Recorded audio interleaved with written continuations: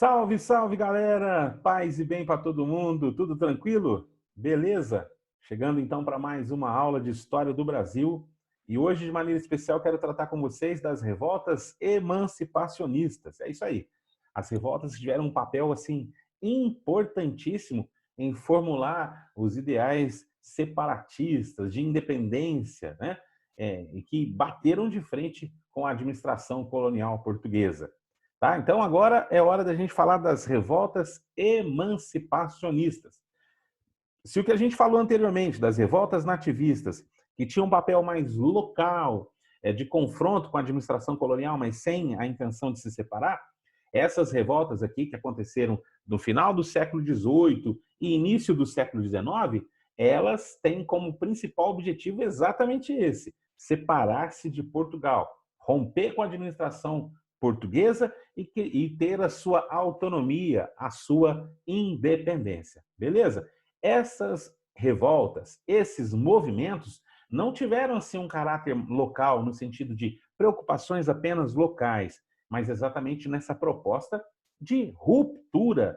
É isso aí, de separação de Portugal lá e nós aqui, entenderam?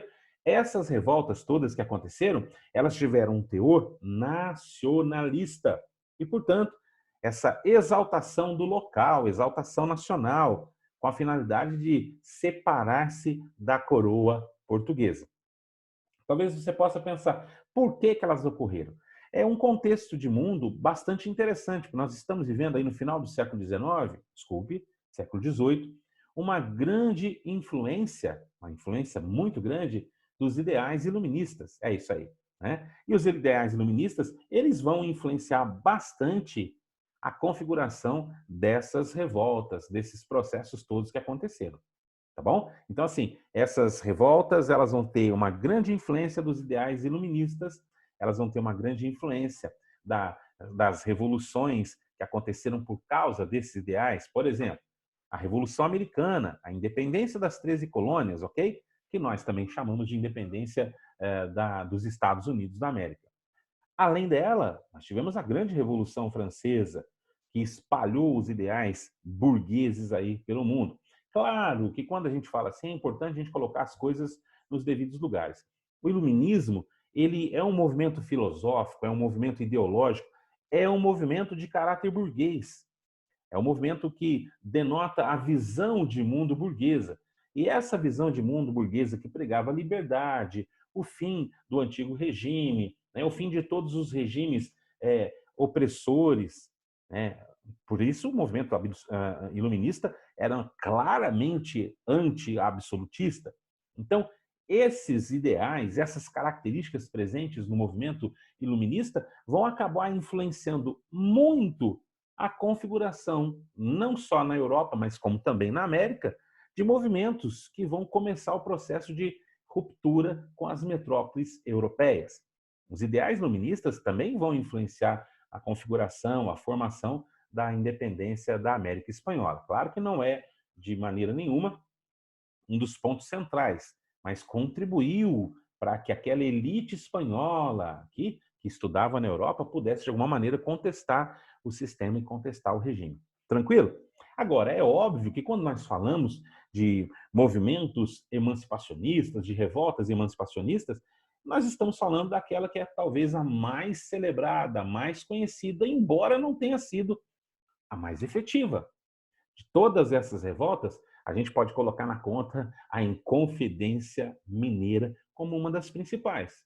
Volto a repetir, não é nem de longe a mais efetiva, mas é aquela que deixou uma marca significativa para a construção do processo da história do Brasil. Né? É uma revolta e os seus personagens, de certa maneira, e um, sobretudo, vai ser muito incorporado no mito nacional, na identidade nacional que estava se formando ali no início do século XIX, depois do nosso processo de independência em relação à coroa portuguesa. Então, primeiro, nós vamos falar da Inconfidência Mineira, que é celebrada, né, a sua data de concepção, 1789. Beleza? Bom, quando a gente fala de Inconfidência Mineira, deixa eu sempre olhar as horas aqui, beleza? Quando a gente fala de Inconfidência Mineira, nós estamos falando de um movimento que começa, que se configura, que acontece aqui na região das Minas Gerais. Uma região que produzia uma grande riqueza para a coroa portuguesa e era também uma região que era bastante explorada pela administração colonial portuguesa. Tá? Lá no finalzinho do século XVIII, quando o ouro começou a rarear, quando começou a ficar mais escasso, né? O processo todo de obtenção de ouro aqui, e que, de certa maneira, a gente pode falar que os veios, as jazidas, já estavam se esgotando, a administração colonial portuguesa apertou ainda mais. Os impostos continuaram subindo, os impostos continuaram chegando. E, meu amigo, uma hora, quando se aperta demais, a rosca espana. A gente costuma falar isso, né? Apertar demais o parafuso e a rosca, uma hora eles espanam. É exatamente isso que aconteceu. A coroa portuguesa, ela intensifica tanto o processo de exploração que isso acaba espanando. Vai desembocar numa reação daqueles que viviam essa dura exploração dentro daqui da capitania ou da província das Minas Gerais. Tranquilo? Beleza? Em 1719, o governo português ele apertou muito o processo de exploração colonial quando ele cobrou o quinto. Lembra do quinto? Ou seja, um imposto de 20% sobre o ouro que era extraído aqui da região das Minas. Beleza? Em 1750, mais um aperto. Mais um aperto. A administração colonial portuguesa cria um imposto em que a capitania de Minas Gerais vai ser obrigada a pagar 100 arrobas de ouro anualmente, ou seja, 1.500 quilos de ouro. Se vira, negão, vai ter que bancar isso aí. 1.500 quilos de ouro anualmente que a província, a capitania de Minas Gerais, capitania é o nome correto, tinha que dar anualmente para a coroa portuguesa. E, é claro, se você não paga, você sofre as consequências. A ameaça de perdas, a ameaça de tomada de bens, de tomada de propriedade da população, caso não fosse feita a chamada, o pagamento. Então, a ameaça de perder tudo, a ameaça de ver os seus bens, suas propriedades, caso não fosse pagado, chamou de derrama. A derrama era uma instância da cobrança portuguesa que deixava os mineradores, os colonos, os comerciantes daquela região com o cabelo em pé, porque eles tinham que dar conta de 1.500 quilos de ouro anualmente. E de 1763 até 1771, a cobrança da derrama vai ser real, ela vai ser aplicada. E óbvio que a galera aqui em Minas Gerais já não aguentava tanta imposição metropolitana. Até que chega uma hora que isso estoura e que isso espana, obviamente. A partir de 1785, além da extração, né, de minério, ou seja, do ouro daqui das Minas Gerais, Portugal, visando ampliar os seus ganhos coloniais, vai aumentar ainda mais os impostos sobre os produtos que vinham da Europa aqui para a colônia. Portugal vê aí uma das fontes de ampliar seus lucros sobre o comércio colonial. É claro que hoje, a gente estudando isso aqui, fica fácil entender que foi uma estratégia equivocada da coroa portuguesa, mas é o que ela tinha naquele momento. E isso vai causar um desgosto, uma irritação, um descontentamento gigantesco nos colonos, nos comerciantes e nos mineradores aqui da região das Minas Gerais. Já não bastasse a derrama, em 1785, Portugal aperta ainda mais o processo de arrecadação de impostos, porque aperta isso nos produtos que vêm para cá, sem contar os produtos, ou melhor, os impostos que já eram cobrados aqui. Então, Portugal está tentando, de todas as maneiras, continuar ganhando. Aí, em 1788, a capitania de Minas Gerais não conseguiu completar 100 arrobas de ouro. Não conseguiu completar. E gerou rumores de que, de novo, a derrama iria se estabelecer. Em 1788, ela não deu conta. E o medo de que a derrama fosse estabelecida levou ao processo de insurreição contra a administração colonial, contra a metrópole propriamente dita. Esses rumores provocaram uma onda de de descontentamento, né, de revolta, de inquietação do povo, sobretudo aqueles mais ricos, os mais abastados, que temiam perder as suas posses, suas propriedades, seus meios de produção, suas fontes de riqueza. E aí, então, começa um processo de conspiração contra a coroa. Isso mesmo. Começa, então, por causa dessa possibilidade, um processo de conspiração contra a administração, contra a coroa. É isso que vai dar origem ao que nós chamamos de Inconfidência Mineira. Ou seja, uma insurreição, uma rebelião, digamos, uma conspiração contra a coroa portuguesa e a sua administração, sobretudo na região das Minas Gerais. Beleza? Tranquilo aqui? Quem participou desse processo? Gente, não foi uma coisa homogênea. Deixa eu tomar um gole d'água aqui, porque a água é sempre bom nesse período de tempo tão seco para dar uma abastecida, uma lubrificada nas nossas cordas vocais. Uma aguinha aí, vamos lá. Muito bem. Tivemos funcionários públicos reais, tivemos poetas, intelectuais, religiosos, tivemos militares de baixa patente, donos de minas, que se uniram e tentavam buscar, de alguma maneira, uma solução contra essa intensa exploração da coroa portuguesa.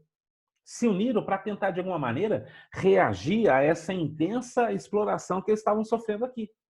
Sacaram? E aí é que começa todo esse processo que vai levantar um grupo de insurgentes, que vão ser chamados de inconfidentes. E esse povo chegou ao ápice, a sua revolta chegou ao ápice, a sua insurreição chegou ao ápice de proclamar a República das Minas Gerais, que teria capital em São João del Rei, e se separar não da colônia só, mas de Portugal.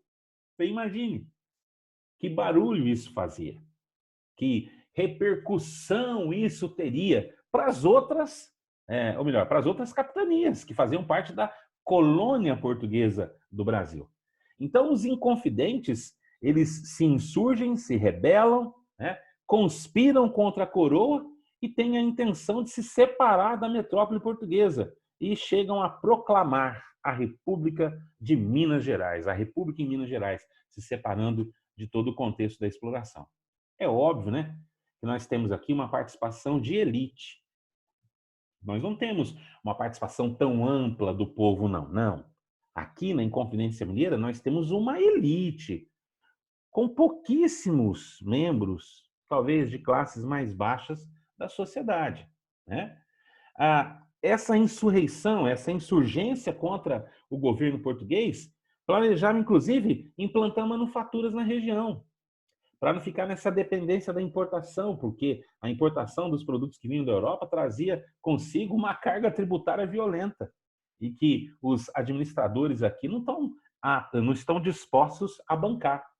Pensava em fundar uma universidade em Vila Rica, no que hoje é Ouro Preto. Os caras estão pensando longe, querem de fato estabelecer um processo de separação com a coroa portuguesa. Querem acabar com o pacto colonial que oprime a colônia, que oprime os comerciantes, né, os empresários, os mineradores, eles querem acabar. Num primeiro momento, não se cogita acabar com a escravidão. Pense só, por que não se cogita? É óbvio, porque a maior parte dos inconfidentes, daqueles que manipularam, melhor, vamos dizer assim, orquestraram essa insurreição, a maior parte deles é dono de escravos. É formado por senhores de escravos, donos de fazendas, donos de minas. E a mão de obra, meu querido e minha querida, você sabe, é a mão de obra escrava. Então, de maneira nenhuma, essa insurreição tem um caráter anti-escravista. Não se pensa nisso de início, não, ok? E essa Inconfidência Mineira, ela vai ter como liderança uma elite mineira, uma elite também composta ali de mineradores. Nós temos Cláudio Manuel da Costa, Tomás Antônio Gonzaga, dois intelectuais, dois homens extremamente cultos, tá? Dois funcionários reais aqui na província, na capitania mineira, E além deles, Alvarenga Peixoto e aquele que é pego como símbolo da Inconfidência Mineira, que é o Joaquim José da Silva Xavier, mais conhecido como Tiradentes. Um detalhe importante: Tiradentes não é um sujeito abastado, como são Cláudio Manuel da Costa, Tomás Antônio Gonzaga. O Tiradentes é um sujeito de vida comum, é um alferes, exerce uma função no que seria hoje a polícia militar, digamos assim, seria como se fosse um subtenente, ele não é oficial. Ele não é um sujeito abastado, um sujeito que compõe a elite em si, mas que acabará sendo pego como bode expiatório de todo esse processo. De maneira nenhuma quero aqui desconstruir o mito Tiradentes, mas as coisas a gente tem que colocar no lugar. Ele não é o líder da Inconfidência, mas ele acaba se tornando o símbolo do movimento, o símbolo da insurreição contra a metrópole. E tem que ser feito também de símbolo pela coroa, não de Marte, acaba virando o símbolo de martírio, né? Mas a intenção da coroa, quando pune de maneira mais pesada esse senhor, né? Vamos de novo no nome dele? Ai, minha Nossa Senhora, a gente sempre esquece o nome do tiozinho. Joaquim José da Silva Xavier, porque a gente sempre fala Tiradentes, Tiradentes. Mas o Joaquim José da Silva Xavier vai ser pego como um bode expiatório do processo e vai ter que servir de exemplo para que não aconteça mais, porque a coroa portuguesa vai reagir. Beleza? Muito bem. Uma vez a Inconfidência acontecendo, alguns imprevistos, e às vezes até uma má organização, acabaram impedindo os planos da Inconfidência de se concretizar. Olhando as horas de novo. Bom, a derrama foi adiada. Isso acabou colocando fim à expectativa de juntar forças para a mobilização social. Bom, se não tem a derrama, nós não temos um motivo grandão para pegar a população e colocá-la do nosso lado. Em março de 89, 1789, o governador convocou alguns desses devedores da coroa para quitarem suas dívidas. E alguns desses devedores, entre eles Joaquim Silvério dos Reis, Joaquim dos Reis, lá, o nome é dos Reis, Joaquim José dos Reis, acho que é esse mesmo. Entre eles, né, estava lá, revelaram planos dessa conspiração em troca do perdão das suas dívidas. Olha a delação premiada acontecendo já naquela época, galera. E com essa delação, os conspiradores vão ser acusados de traição à coroa portuguesa. Entre eles, Joaquim José da Silva Xavier, o Tiradentes, que estava fora da capitania de Minas Gerais a serviço e vai ser preso quando volta. Os demais vão ser detidos ali na região de Vila Rica mesmo. Mas o cara que vai ser utilizado como exemplo para que não aconteça de novo é o coitado do Tiradentes, que tem esse apelido, porque, certo, né, tirava dente. Deve ser, né? Você já sabe da história, claro. Muito bem. Esse processo todo contra os inconfidentes presos durou 2 anos. Os acusados vão ser todos transferidos para o Rio de Janeiro para serem julgados. Julgados de crime contra a coroa. Julgados de conspiradores, de traidores da coroa. Ok?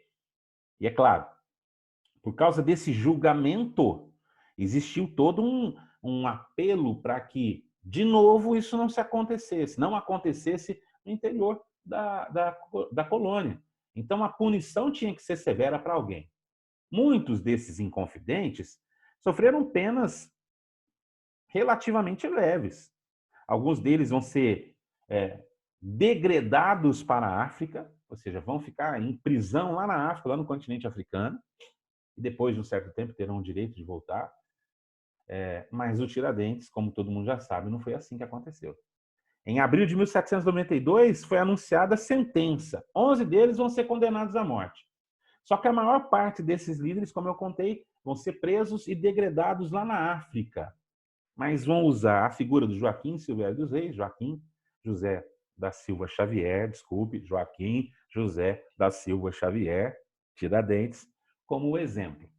E vão enforcá-lo, esquartejá-lo, e vão pegar as partes esquartejadas e espalhar pelas principais cidades aqui da colônia. Uma chamada de atenção que eu queria fazer para vocês é que existe todo um mito na figura de Tiradentes, tá? Existe todo um mito, aquele sujeito, né, que é, como que a gente fala, parecido com Jesus Cristo, né?